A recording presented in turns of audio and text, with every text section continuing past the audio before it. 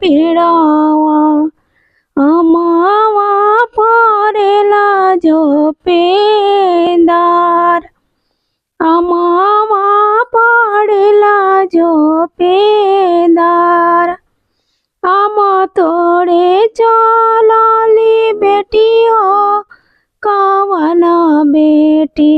घमावा में गइले को मिलाय घमावा में गइले को मिलाय बेटी के सूरत देखी झकेलन पापा अखिया से गिरे झरे झरे लोर नैना से गिरे झरे झरे लोर ई दियावा माँ के करास बिहाब के करा पे करम विश्वास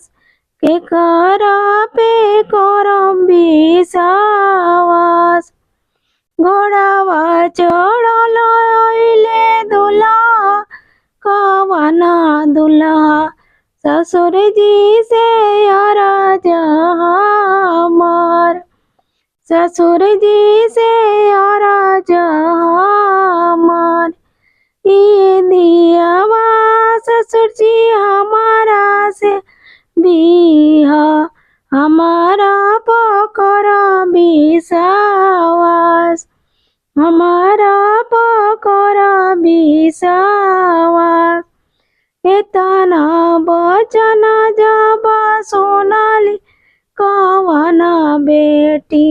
अम्मा दाई रोवे आकावार अम्मा दाई रोवे आकावार हमार पपाया माँ भेजे दूर देशवा कोई नहीं आपन हमार कोई नहीं आपन हमार तोरा से खास अम्मा नहीं कोई बाड़े के करब करम विश्वास के करब करम विश्वास इतना वचन सुनी बोलेली बेटी के अम्मा सुनो बेटी वचन हमार सुनो बेटी वचन हमार हमारा से खास बाड़े दुल्हा बना दुल्हा उनके पे कर विश्वास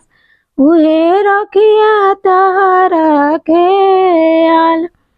पापा से खास बाड़े दुल्हा कवना दुल्हा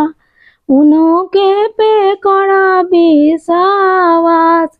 उहे रखिए तोहरो